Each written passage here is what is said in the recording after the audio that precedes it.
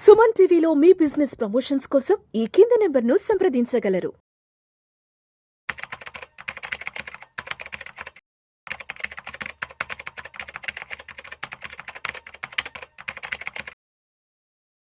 నమస్తే, నేను జీవి సత్యనారాయణ. ఈ ఎపిసోడ్లో మనము బడ్జెట్లో ప్రతి సంవత్సరం డిస్ఇన్వెస్ట్మెంట్ అని ఒక వర్డ్ ఉంటుంది.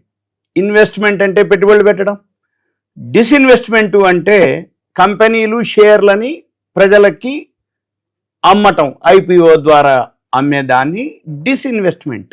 ఈ వర్డు ఎక్కువ శాతం సెంట్రల్ గవర్నమెంట్ వాళ్ళు, సెంట్రల్ కంపెనీస్ అంటే పబ్లిక్ సెక్టార్ యూనిట్స్ ఏవైతే గవర్నమెంట్ ఆర్గనైజేషన్స్ ఉంటాయో ఈ డిస్ఇన్వెస్ట్మెంట్ చేసి అందులో ఏవైతే కంపెనీలు బాగా లాభాల్లో ఉన్నటువంటి కంపెనీలని కొంత వాటా ప్రభుత్వం తగ్గించుకొని ఆ వాటాను అమ్మి ప్రజలకి అమ్మి ఆ పైసలు గవర్నమెంట్ బడ్జెట్లో లోటు బడ్జెట్ ఏదైతే ఉందో దాన్ని పూడ్చుకోవడానికి సహాయం చేసే పద్ధతి ఏదైతే ఉందో దాన్ని డిస్ఇన్వెస్ట్మెంట్ అంటారు. ప్రతి సంవత్సరం బడ్జెట్లో కొంత కేటాయింపులు జరుగుతాయి. కేటాయింపు కాదు అంటే ఈ సంవత్సరం బడ్జెట్లో ఒక 2.5 లక్షల కోట్లకి డిస్ఇన్వెస్ట్మెంట్ చేస్తాము అని ఒక అనౌన్స్మెంట్ చేస్తాం జరుగుతుంది.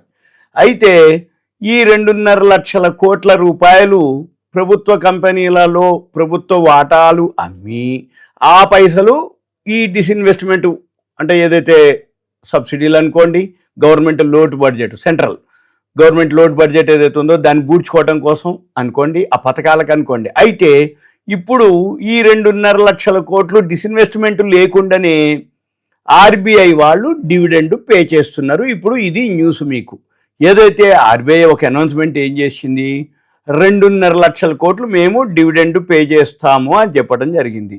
ఎప్పుడైనా కానీ ఏదైతే ఫైనాన్షియల్ ఇయర్ ఉందో ఈ ఫైనాన్షియల్ ఇయర్కి ఈ సంవత్సరం 2.5 లక్షల కోట్లు ఆర్బీఐ వాళ్ళు డివిడెండ్ రూపంలో పే చేస్తామన్నారు. పోయిన సంవత్సరం ఇదే డివిడెండు 2.1 లక్షల కోట్లు అనమాట. అంటే ఈ సంవత్సరం 2.1 నుంచి 2.5 లక్షల కోట్లు, అంటే ఇంకో 40,000 కోట్లు ఎక్స్ట్రా పే చేస్తుర్రు. అంటే గవర్నమెంట్కి డిస్ఇన్వెస్ట్మెంట్ తోటి పని లేకుండానే గవర్నమెంట్కి కావాల్సిన 2.5 లక్షల కోట్లు వచ్చేస్తుంది. అయితే ఇది ఎలా వస్తుంది, ఏమొస్తుంది అనేది చూద్దాం. అయితే ఈ ఆర్బీఐ వాళ్ళు ఏంటిది, డాలర్లను అమ్మటం, లిక్విడిటీ కార్యకలాపాల ద్వారా వచ్చినటువంటి ఆదాయం పెరగటం, ఇవన్నీ దీనికి కారణం అనమాట. అయితే ఈ నిధుల వల్ల ఏమవుతుంది, ప్రభుత్వానికి ఆర్థిక లోటును తగ్గించడంలో ఇవి సహాయపడతాయి. ఏది, ఈ 2.5 లక్షల కోట్లు. అయితే రిజర్వ్ బ్యాంక్ ఏదైతే ఉందో ప్రభుత్వానికి సర్ప్లస్ అనమాట. అంటే ఈ 2.5 కోట్లు అమౌంట్ని ఇచ్చే అవకాశం ఉందని ఈ సంవత్సరం ఆర్థికవేత్తలు, విశ్లేషకులు అంచనా వేయటం జరిగింది. ఇది పోయిన సంవత్సరం కంటే ఎక్కువ శాతం, అంటే ఇది డివిడెండ్ రూపంలో ఇవ్వటం జరుగుతుంది. అయితే ఈ మొన్న బడ్జెట్లో అంచనా వేసింది ఏంటిదంటే 2.2 లక్షల కోట్లకి మించిపోతుందని అంచనా వేయటం జరిగింది. దాంతోపాటే ఇది కూడా జరిగింది.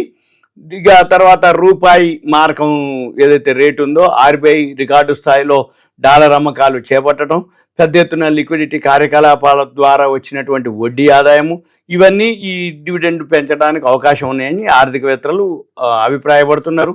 అయితే ఒక విదేశీ బ్యాంకింగ్ కూడా అనడం ఏంటిదంటే ఈ సంవత్సరం 3.5 లక్షల కోట్ల వరకు కూడా ఉండవచ్చని అంచనా వేయటం కూడా జరిగింది. అయితే ఈ ప్రభుత్వ ఏవైతే రుణాలు ఉన్నాయో నిర్వహించేటటువంటి ఏదైతే రిజర్వ్ బ్యాంక్ ఆఫ్ ఇండియా ఉందో ఈ సర్ప్లస్ నిధుల్ని మే చివరిలో, ఇప్పుడు మనం ఏప్రిల్ మధ్యలో ఉన్నాం, మే చివరికి ఇది ట్రాన్స్ఫర్ చేయడం జరుగుతుంది. దీనివల్ల ఏంటిదంటే ఇది అంచనాల కంటే రెట్టింపు అనేది ఒక అనడం జరిగింది. అయితే ఈ నిధులు వలన కేంద్ర ప్రభుత్వానికి ఆర్థిక లోటు తగ్గించడానికి సహాయపడతాయి. రెండోది, ప్రభుత్వ వ్యయం బ్యాంకింగ్ వ్యవస్థలో లిక్విడిటీని పెంచుతుంది, ఇంత అమౌంట్ వస్తుంది కాబట్టి.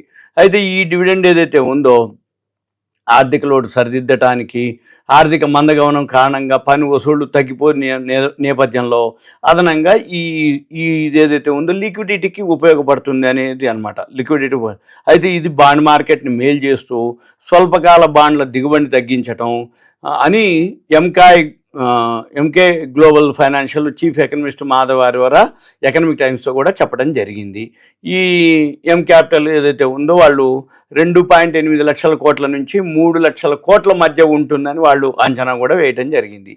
అయితే ఈ ఆర్బీఐ ఏదైతే బ్యాలెన్స్ షీట్ ఉందో వాళ్ళు బ్యాలెన్స్ షీట్పై బహిరంగ సమాచారం ప్రకారం విశ్లేషకులు లెక్కలేసిన ప్రకారం గత ఏడాది 2.1 లక్షల కోట్లు ఉంటే దానికంటే సర్ప్లస్ ఎక్కువ ఉంది కాబట్టి ఈ సంవత్సరం ఎక్కువ ఇచ్చే అవకాశాలు ఉన్నాయని, రూపాయికి మద్దతు ఇవ్వటానికి, మార్కం రేటు స్థిరత్వం కాపాడటానికి ఆర్బీఐ గణనీయంగా డాలర్ని అమ్మకాలు చేపట్టడం జరిగింది.